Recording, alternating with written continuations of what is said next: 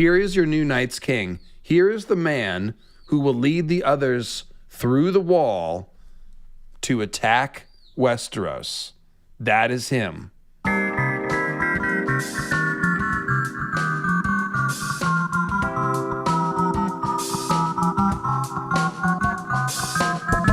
there, friends. David Lightbringer here with a short produced video. That's right. Haven't done one of those lately. As you may have noticed, we've been doing longer read-along live streams, as I call them, where we go over the best chapters of A Song of Ice and Fire, line by line, basically unpack everything all at once. The symbolism, the hearts in conflict, character struggles, theories, and foreshadowing of the future, and of course my favorite, rear-shadowing, the ever-present mystery of what were Azor Ahai and Nissa Nissa, Night's King and Queen, really up to. I think this read-along format really is the best way to get absolutely the most out of A Song of Ice and Fire, to really appreciate all of George's artistry, craftsmanship, and wordplay jokes. And the streams have really been off the hook. Check the comments section in any of those streams, but I'm not here really to recruit you to watch those longer streams. I'm actually here because, I'm aware that not everyone has 3.5 hours to watch some of these. So what I've done is I've looked for these nice short little sections where there's a contained idea or theory, and then I'm gonna start chopping them up into short little produced videos where I can add the artwork. You get the idea. So that's what we've got today. Detailed foreshadowing of 3 things from the chapter where Jon is forced to slay Qhorin Halfhand and then goes over to the wildlings. So those 3 things would be, first of all, the others claiming Jon's dead body at the wall. Secondly, the idea that the others are going to use Jon to lead their invasion of Westeros, at least at first. And finally, the most heinous implication of all, the possibility that what the others want to do with Jon's body is not only to lead the invasion, but actually to fill it with the spirit of original Night's King, who we've long suspected to be lurking somewhere in the netherworld, probably in the deep recesses of the weirwoodnet. Now, I've made several videos about this topic of Jon's body being stolen. You can find all those in the Jon Snow playlist. And obviously there's a longer discussion in the full read-along stream of this chapter, but I've condensed down the coolest finds into this video just for you. And I'll even break in a couple times here with my editor's glasses on to add a couple of things that I missed the first time around and make it even cooler. So cheers, guys, and enjoy. And this is some pretty cool foreshadowing. So there it is. The main thing that you want to look out for is that since the wildlings symbolize the others, Jon going over to the wildlings is one of the biggest foreshadowings of Jon's body being whited by the others. So I'm not afraid to die. It was only half a lie. It may not be so easy as that, Jon. What's harder than dying?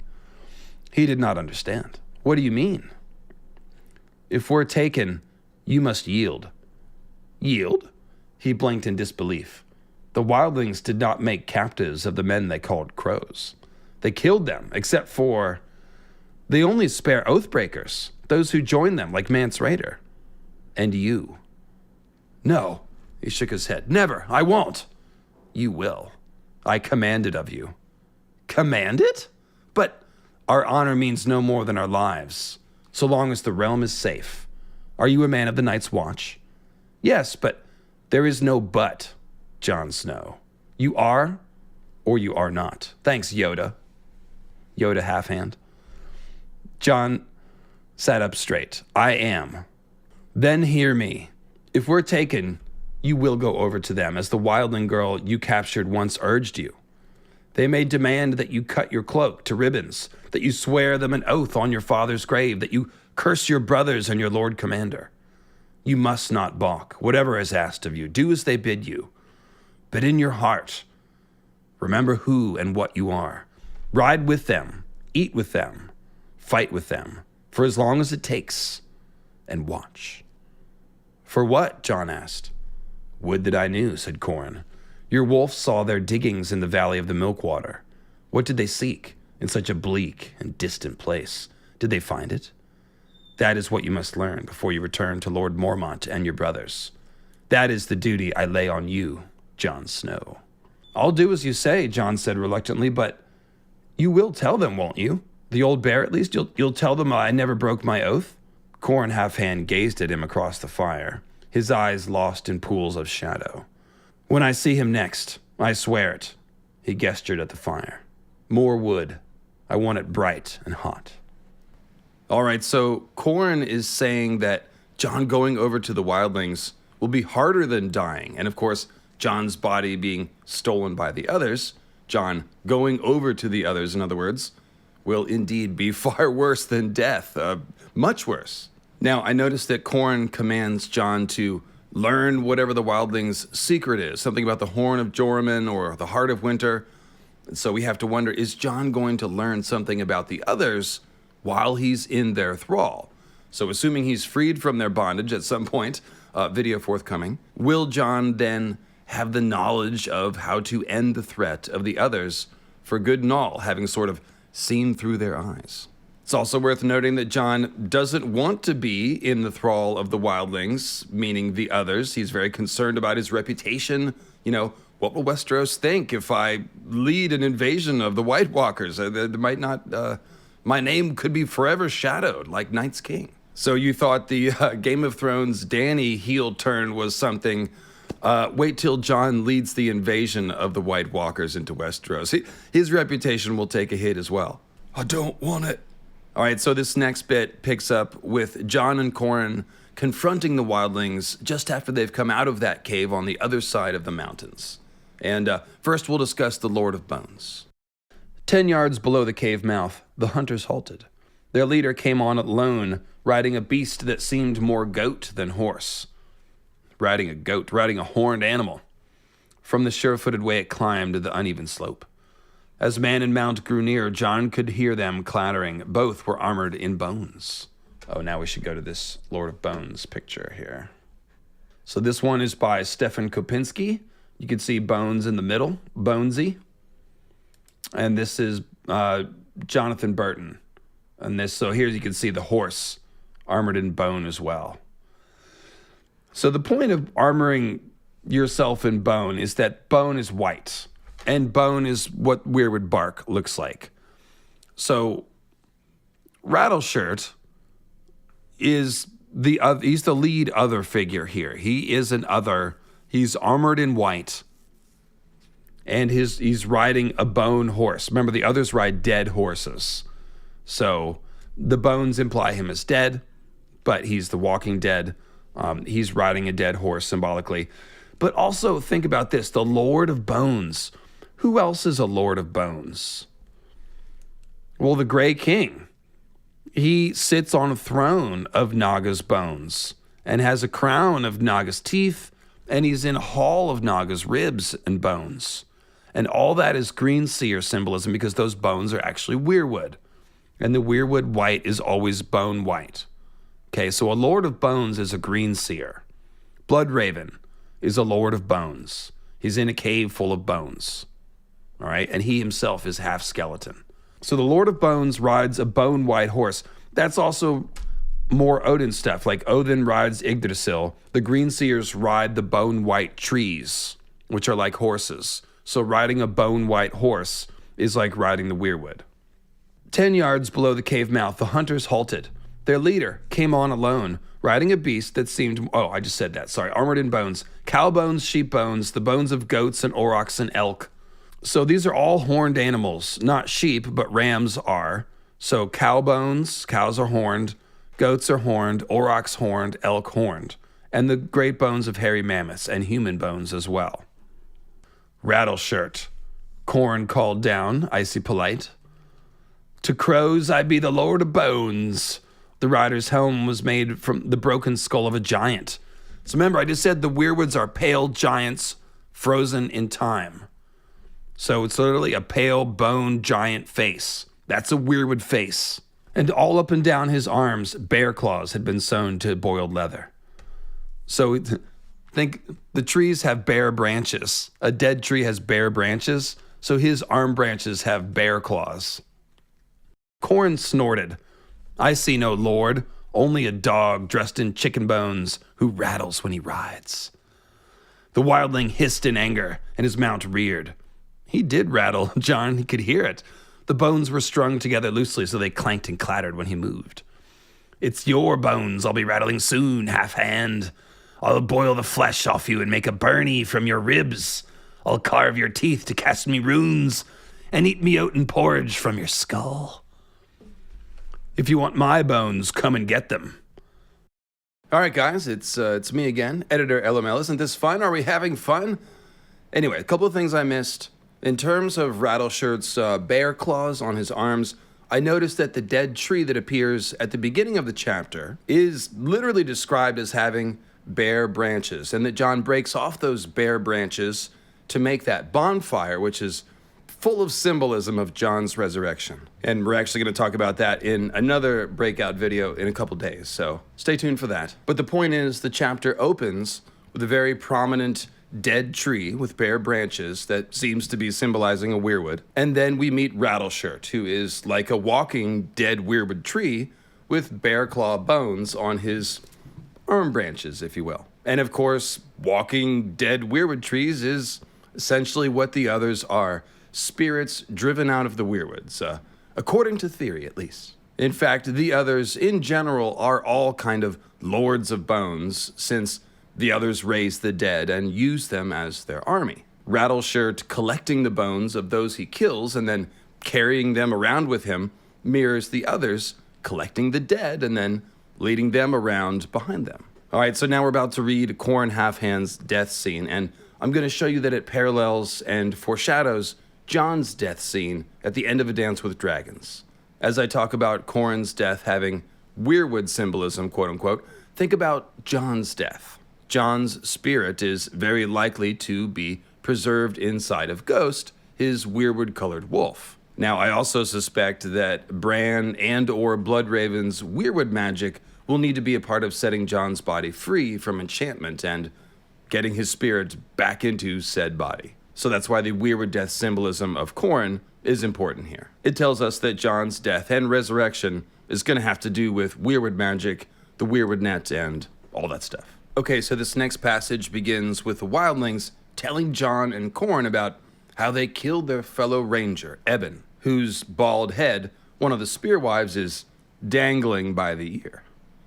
There's no hair to hold it by, so you gotta dangle it by the ear, you understand. He died brave, she said. But he died, said Rattleshirt, same, like you. He freed his battle axe, brandishing it above his head. The other wildlings crowded forward beside him, yelling taunts. The other wildlings, guys. And there's 14. So I tend to think 14 is still a Night Fort reference, but it's like the last heroes group plus one more also. Night King, don't forget, Night King, 13th Lord Commander, supposedly, and reigned for 13 years. So 13 is a Night's King number, but he's reigning at the fortnight, or at the Night Fort. So fortnight is 14. 14 days, 2 weeks. 12 others, the leader and his wife. Yeah, maybe that's the 14, Kimberly. That kind of makes sense. If Night King is 13th man and he has 12 others, then yeah, the Night's Queen would be the 14th. And we do have women in this party here, whether you want to talk about your grit or the spear wife brandishing a tit, or the one that rode up next to Lord of Bones there, probably the first one. The bird hates you, Jon Snow, said Ygritte, and well he might. He was a man before you killed him. I did not know, said Jon truthfully, trying to remember the face of the man he had slain in the pass. You told me Mance would take me. And he will, Ygritte said. Mance is not here, said Rattleshirt. Ragwile, gut him. The big spearwife narrowed her eyes and said, if the crow would join the free folk, let him show us his prowess and prove the truth of him. I'll do whatever you ask. The words came hard, but Jon said them. Rattleshirt's bone armor clattered loudly as he laughed. Then kill the half-hand bastard. As if he could, said Qhorin. Turn, Snow, and die. That's symbolic language. Jon is turning his cloak, and he is symbolically dying. Remember, we just had the death symbolism of him going through the waterfall where it stopped his breath, and him joining the wildlings. I'm saying, and I'm beginning to prove it now, This is Jon's body being stolen by the others. So turn, Snow, and die. He is turning against the Night's Watch. That's what's going to happen when the others steal his body. They're going to use him to lead the attack of Westeros. That's what we're building towards, guys. Like, I made a bunch of videos about it because it's pretty freaking nuts. This is what's going to friggin' happen. Here is your new Night's King. Here is the man who will lead the others through the wall to attack Westeros. That is him. Jack Frost. Jon Snow. Jon being Jack, Snow being Frost. He's the King of Winter. The real King of Winter. That's him. So his spirit will be in his wolf. Staying warm. Remember, the wolf, Jon loves the warmth that comes off a ghost. Every time he's around, he's, oh, it's so warm. Keeping me warm. Love that. Love that. So Jon's spirit kept warm inside his werewolf. But the body, that's him. That's him. This is the man. So turn, Snow, and die. Okay. And then Qhorin's sword was coming at him, and somehow Longclaw leapt upward to block. The force of impact almost knocked the bastard blade from Jon's hand and sent him staggering backward. Staggering backward. So he's a backwards stag man. And Jon, as a skin changer, is a stag man in that he's using the green magic of the weirwood. So he doesn't have antlers, but all the skin changers are green men in that sense. So he's staggering backwards. And that staggering word, I'm not reaching. George uses it always to mean stag men. It's very consistent. So staggering backward, you must not balk, whatever is asked of you. He shifted to a two-handed grip, quick enough to deliver a stroke of his own, but the big ranger brushed it aside with contemptuous ease. The other's parry was almost lazy. Back and forth they went, black cloaks swirling, the youth's quickness against the savage strength of Qhorin's left-hand cuts. The half-hand's long sword seemed to be everywhere at once, raining down from one side and then the other, driving him where he would, keeping him off balance. Already he could feel his arms growing numb. Even when Ghost's teeth closed savagely around the ranger's calf, somehow Qhorin kept his feet. But in that instant, as he twisted, the opening was there. Jon planted and pivoted. Jon planted and pivoted. So he's turning again and planting himself like a tree, like a green man. So he's staggering, he's planting, staggering backwards, planting and pivoting. The ranger was leaning away, and for an instant it seemed that Jon's slash had not touched him. Then a string of red tears appeared across the big man's throat, bright as a ruby necklace, and the blood gushed out of him, and Qhorin Halfhand fell. So this is another foreshadowing, lots is going on here. Okay, so first of all, the red smile of a weirwood death. Literally, a string of red tears. So it gives a lot of weirwood symbolism. It's the red smile, but it's also the blood that comes from the weirwood eyes because it's red tears. It's a weirwood death symbol. That's all it is. The blood gushed out of him. Also, this is how Jon dies. He gets cut by Wick Whittlestick across the throat, and he doesn't feel it because you don't have many nerve endings in the front of your neck, which is why it's sort of a humane way to slaughter animals across the front of the throat. It's the least painful and quickest way to execute somebody, I guess. I don't know. I don't slaughter animals or people, but that's the point. So Jon gets cut by Wick Whittlestick's knife, and he puts his hand, and it says the blood wells between his fingers. So if it's welling up, that means it's like coming fast between his fingers. Like if you put your hand to a wound, the blood is welling up through the fingers, like that's a lot of blood. So this is how we know that Jon is dead. Some people like to say, he's not actually dead. He's definitely fucking dead. That's a jugular wound. That's the only explanation for the description of blood welling between his fingers after being cut across the neck. That's a jugular wound. You don't feel it very much. So Jon didn't think that he was cut. He was like, oh, what happened? He's confused. Then he fights on for a second, but then he loses feeling and he keels over. So that's what happens with Corin. Jon didn't think he cut him. He barely got him. But then he keels over. Okay? And it says, Ghost's muzzle was dripping red, so the weirwood wolf literally has the bloody mouth now. So this is the other part of Corin's weirwood sacrifice, right? Not only is he given the stigmata, he's bitten by the wolf that is the color of a weirwood. So he's literally being fed to a werewolf, just as the sacrifices are fed to the weirwood. And the green seer, like Bran, can taste the blood. So Ghost has the bloody mouth of a weirwood tree. And it says, but only the point of the bastard blade was stained, the last half inch. So that just shows you, only a half inch of sword. That's like this much. Killed Corin. Why? Because it wicked him across the jugular. Just as Wick Whittlestick nicked Jon on the jugular and the blood started welling up. You only just need to cut it open and that's it. Okay? Necks are very vulnerable. So this is like George foreshadowing Jon's death, like in so many ways in this chapter, as well as his resurrection, as well as his going over to the others. It's all here. I just love this stuff. Let's go back up. And this is by Daniel Bernal Imaginante. This one is by H. Lazarus. This is Jon Snow as the Night King. Kit Harington, Jon Snow, obviously. Let's see. Jon pulled the direwolf away and knelt with one arm around him. The light was already fading in Corin's eyes. Sharp, he said, lifting his maimed fingers. Then his hand fell, and he was gone. He knew, he thought numbly. He knew what they would ask of me. He thought of Samwell Tarly then, of Gren and Dolorous Ed and Pip and Toad back at Castle Black. Had he lost them all, as he had lost Bran and Rickon and Robb? Who was he now? What was he? Get him up! Rough hands dragged him to his feet.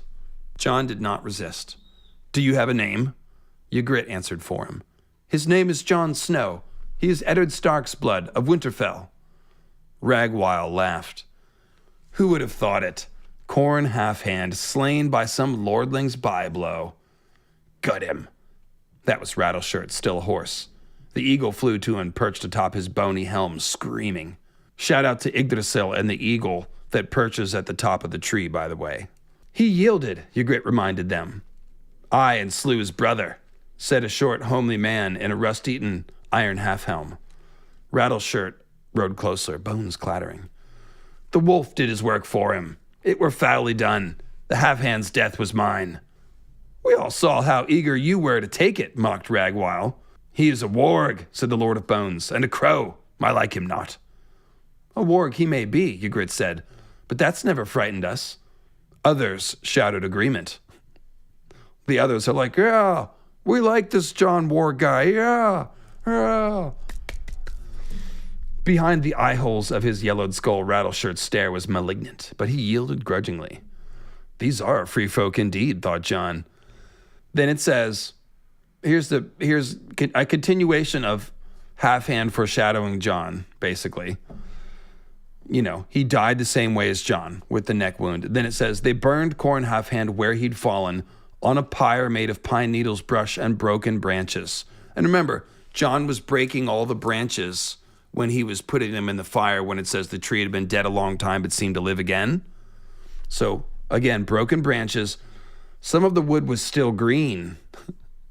And it burned slow and smoky, sending a black plume up into the bright, hard blue of the sky. So there's our smoke plume, our mushroom cloud.